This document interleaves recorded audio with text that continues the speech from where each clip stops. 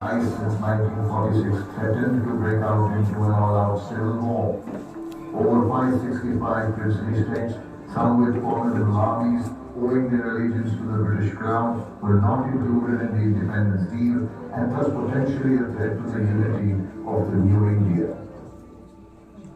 As the border lines were announced, more than 12 million people instantly became refugees, losing their homes and lands, losing their very identity. Almost 2 million people died in the worst communal holocaust of the 19th century as a consequence of partition.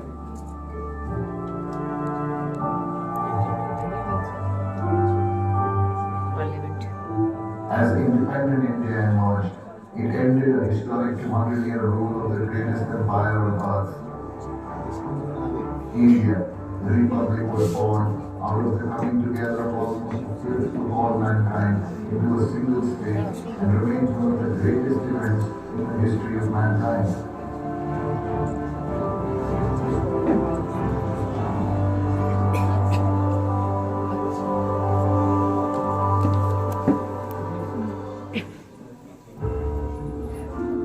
The British East India Company had ruled India for nearly 100 years before an unexpected Sepoy mutiny led to the collapse of the world's most successful corporation.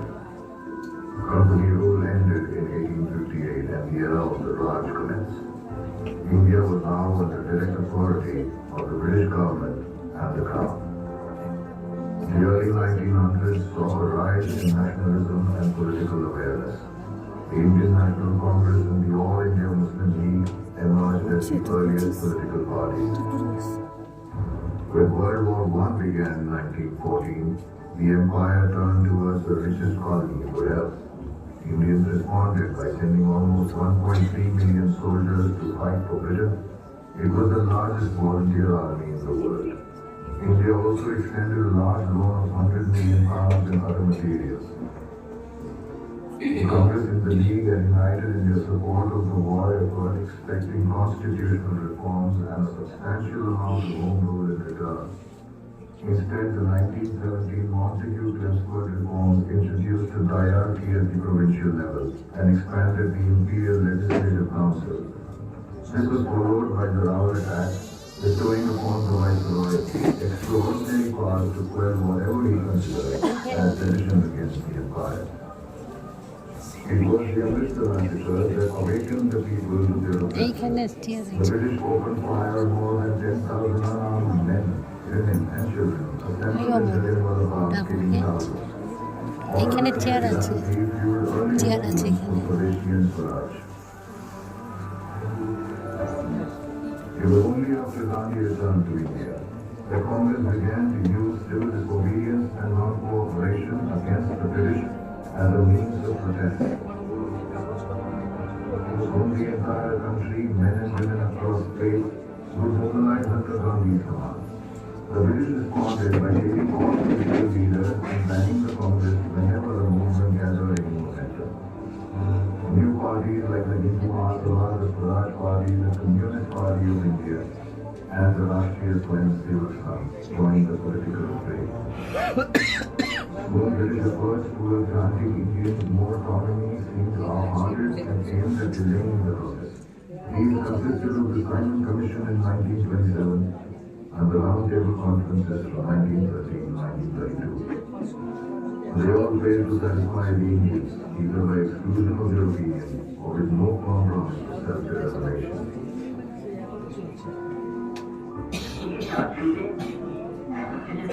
Of the British Empire, form a clear opinion and make up your mind what will be done. Things are going from bad to worse. For I feel that the Indian nation will raise a crisis equal in importance to the greatest event in the history of Great Britain. The Government of India Act of 1935 was drafted without a single Indian participating.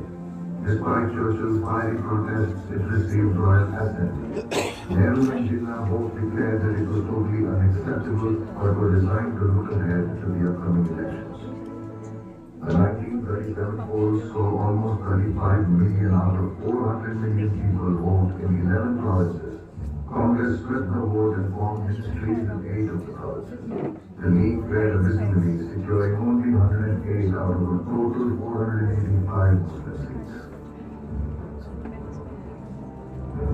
In March 1938, Germany occupied Austria and war clouds again began looming across Europe. Anticipating the inevitable, Jinnah played his masterstroke. He privately met the Viceroy Lord Lindley and offered him martial loyalty and Muslim support in the event of any conflict. This would be vital in the days to come, and Lindley was tempted to accept only to ride with Congress power. But Jinnah wanted complete abandonment of the Federation plan in return. Meanwhile, Lindley was desperately trying to get the princely states, some 565 in number, to accede to the Federation. The princes ruled their internal affairs but were subject to varying degrees of British control. B.B. Menon, the highest-ranking Indian in the British civil service, was Lindley's political reforms commissioner at the time. He had drawn up a draft of accession for the princes, which was presented to them as a final plan. The conference of rulers and state ministers concluded that the terms were fundamentally unsatisfactory and hence unacceptable. When the Second World War broke out in Europe, Lindley unilaterally declared India's participation without consulting any of the Indians. He also suspended all talks of federation indefinitely. This infuriated the Congress, who soon released a statement offering support conditional on the promise of independence after the war, or else they would resign. Next, Jinnah laid down his terms. He wanted to be assured of Muslim safety in Congress-ruled provinces, and that any proceedings regarding the new constitution would not take place without League participation and consent. The League and the Congress now had to concur on any deal for independence, an almost impossible task. Meanwhile, other political parties like the Hindu Mahasabha, all of the princely states of India, and the provinces of Punjab and Bengal supported the war effort.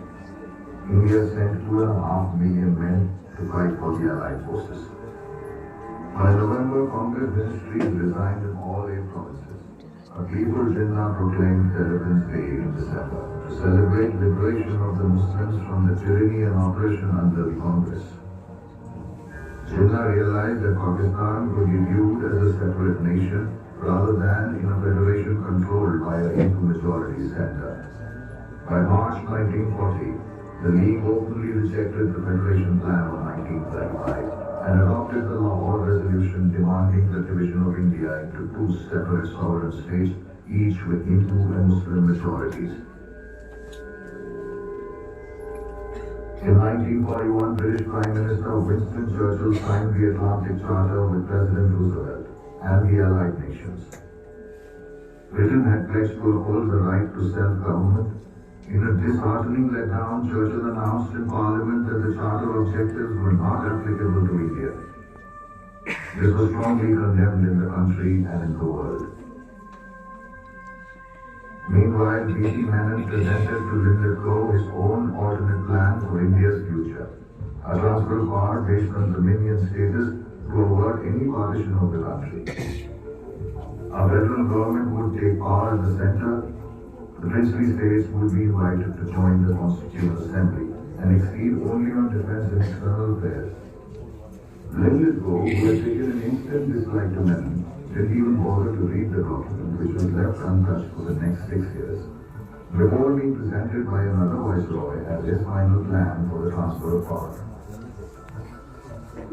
Meanwhile, Japan was advancing steadily towards India's borders, taking Burma and Rangoon, and then the incredible fall of Singapore. The empire's prestige had been shaken, and now she wanted to secure her prized possessions. By March 1942, the British sent a Cripps mission to secure allegiance in exchange for full self-governance after the war. The proposals failed. Gandhi and the Congress launched the Quit India Disobedience movement. Congress leaders and thousands were jailed and a political vacuum followed. A new Viceroy, Lord Wavell, was installed. In 1943, vivid photographs of the Great Famine in Bengal captured world attention. and exposed Churchill's bitter and racist policy towards India. By 1945, another British delegation headed to India. The similar conference also failed. The deadlock between the Congress and the League made it impossible to take any steps forward. Jinnah refused to allow the Congress to nominate any Muslims, while the Congress maintained that it could nominate anyone unbiasedly on communal lines. Most historians agree that the similar conference represented the last chance for a united India. The 1945 UK elections were significant. Churchill was decisively defeated by his opponent Prince Attlee and the Labour Party won, ushering in significant post-war reforms.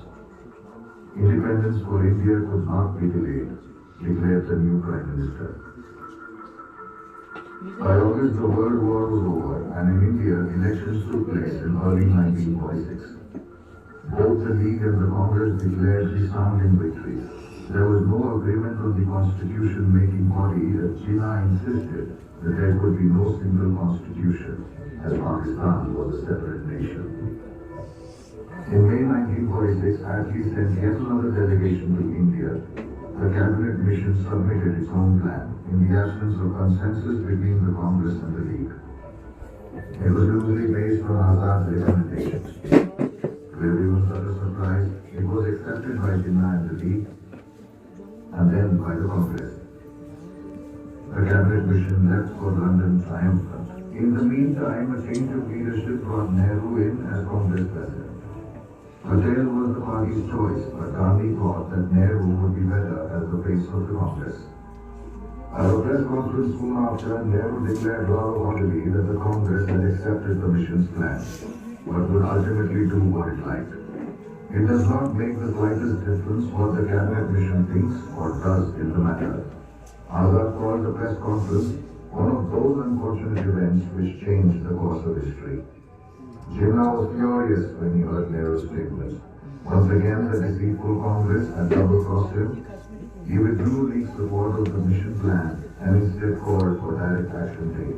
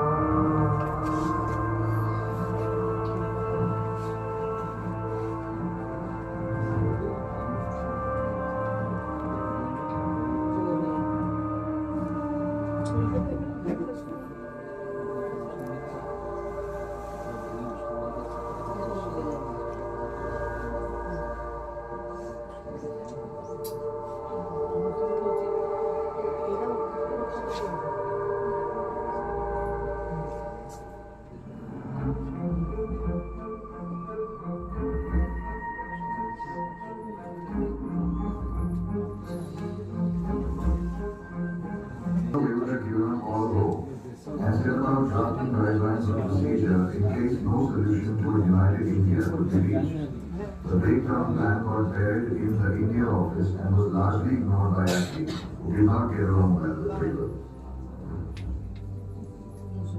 On the 20th of February 1947, Prime Minister Attlee announced in Parliament that a deadline had been fixed to exit from India no later than June 1948. He also announced that Lord Wavell would be replaced by Lord Mountbatten as India's last Viceroy. When Wavell got news of his apparent sacking, he wrote privately, "Dickie's personality may perhaps accomplish what I have failed to do."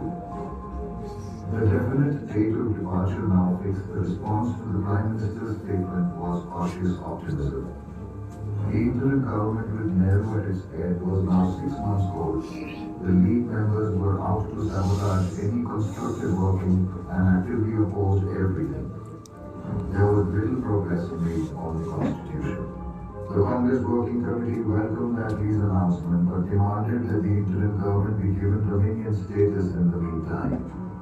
They also adopted a resolution suggesting the partitioning of Bengal and Punjab on communal lines. Gandhi was heartbroken when he heard of the partition plans and implored Nehru and Patel not to give up and to wait for a better offer from the British.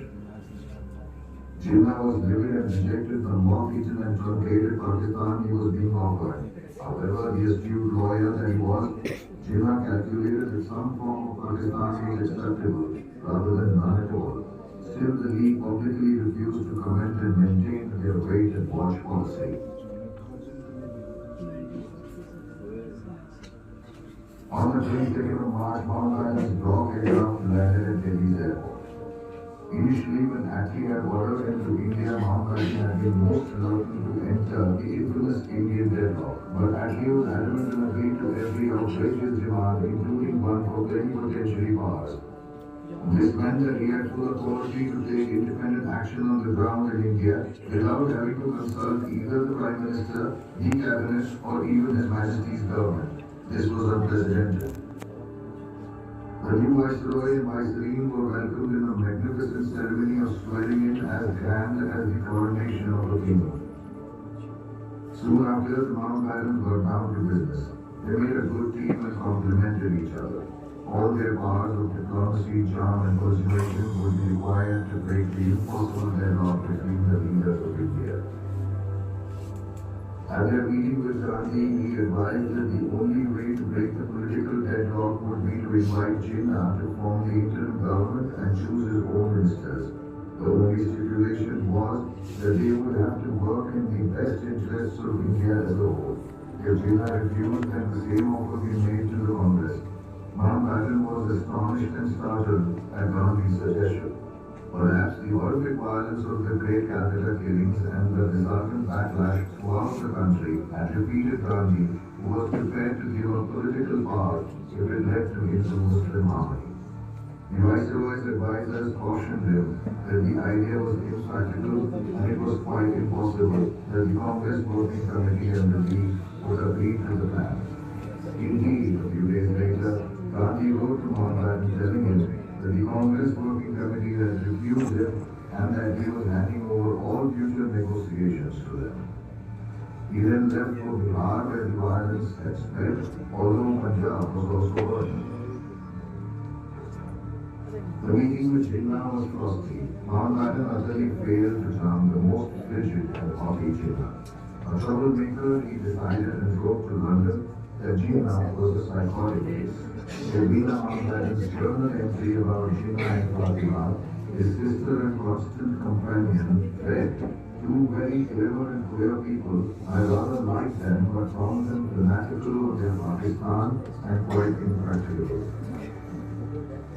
Speed, Jinnah told Mountbatten, was the essence of the contract. For Jinnah, in fact, it was the very essence of life and death, given his secret illness. He was now close to 70 years old, painfully thin and gaunt, a chain smoker and a drinker, and far from the image of a devout Muslim in his habits and vices. What is most surprising is that neither the British intelligence nor the Indians found out about the most closely guarded secret in India. Jinnah was dying. Tuberculosis had ravaged his body, and he had at best a year or two to live. His doctor had been sworn to secrecy, and his medical reports lay in a locked safe. Jinnah knew that if either Mountbatten or the Congress got wind of his illness, they would simply stall the process till he died, and with him so would the idea of Pakistan. Meanwhile, the Mountbattens reacquainted themselves with Jawaharlal Nehru, whom they had briefly met before in 1946.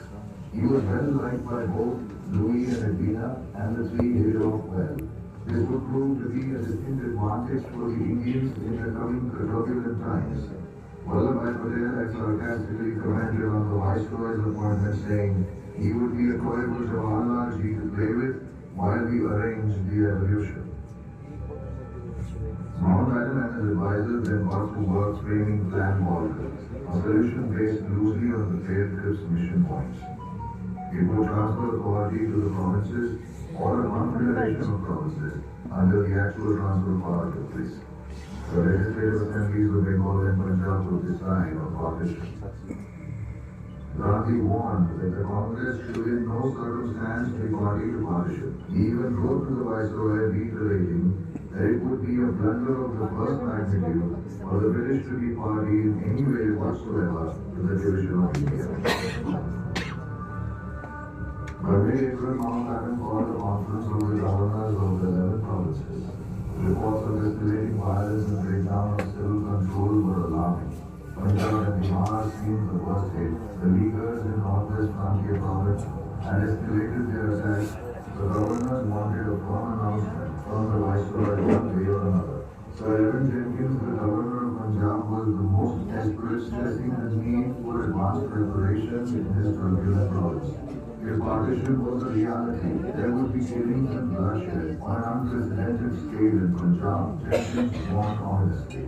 Soon the Sikhs in Punjab began demanding a state of their own, Khalistan. The Northwest Frontier province wanted a separate Pathan state. Bengal had already demanded total independence from both India and Pakistan. Then the Muslim Leaguers in the United Provinces and Bombay began demanding the right of self-determination. Chaos was following uncertainty. Meanwhile, on the 2nd of May, Lord Ismay carried the Mountbatten plan to London seeking urgent approval.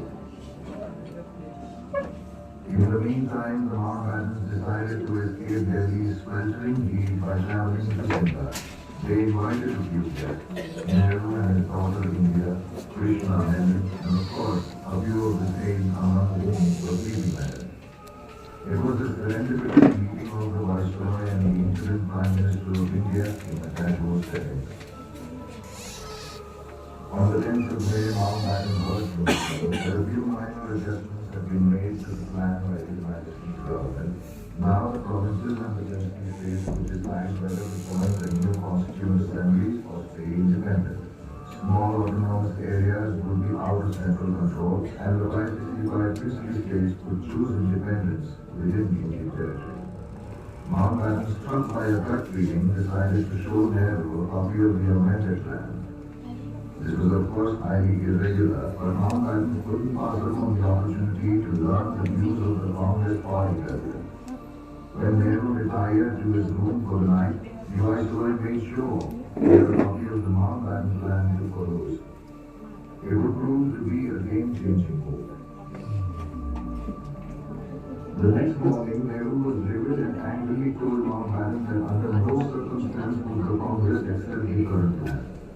It would be simply unthinkable and impossible for the new government to deal with rebellions all over the country if the situation arose. The Congress would take it as a betrayal that His Majesty's government was changing the state at the last minute as per usual and was intent on breaking up the country as the plan clearly showed. What next despaired Mountbatten? He sent for Menon. What would be the best solution? Menon replied that the most promising line of action was to proceed with his own plan, the Dominion States plan. Patel was already on board and was convinced that the Indian National Congress and the Congress Working Committee would also see it through. They met Nehru next, who was certainly more amenable, but reserved judgment until he saw the draft himself. Mountbatten directed Menon to prepare the document as soon as possible. Menon went to his hotel in Simla and located himself in his room. He sat down to write one of the most important documents of his entire career. He was done in 3 hours. The new plan was complete. By the 14th of May, Mountbatten was back in the Viceroyal Palace in Delhi. He informed His Majesty's government of the alternate plan devised in Simla, which would supersede the previously approved plan. Deeply concerned about the constantly changing situation, Mountbatten was summoned to London to explain, without which it would not be approved by Cabinet or Crown. The Viceroy, knowing he had a difficult task ahead in Whitehall, wanted to take written agreements from the Indian leaders, or at the very least, verbal assurances. On May 16, Mountbatten instructed men to draft a letter of agreement document which he could present to the leaders for their approval. Nehru sent a letter on behalf of the Congress stating that the plan was accepted generally, though their acceptance was strictly dependent on the approval of the other parties and some other minor clarifications. Jinnah and Yaqub Ali Khan appeared to also generally accept the plan, but refused to give anything in writing, while they seemed agreeing on behalf of the peace. Mountbatten, Jinnah and Menon flew to London on the 18th of May 1947. The new Mountbatten plan was presented in the House of Commons. Heated debate followed and Attlee gave one of the most decisive speeches of his life. Even Churchill stood up to speak for the opposition. The new plan was approved in principle by the British Cabinet and an official statement was prepared by His Majesty's government to be released after Mountbatten had a parliament meeting with the Indian leaders. While all this was happening in London, Jinnah gave an exclusive interview in which he demanded an 800-mile corridor of land be crossed দরজাটা বন্ধ করো না। against Nehru and protected. India's most historic meeting in its struggle for freedom took place on a hot afternoon in the Viceroy's house. Several leaders of British India met at the round table. One of the main challenges was to keep the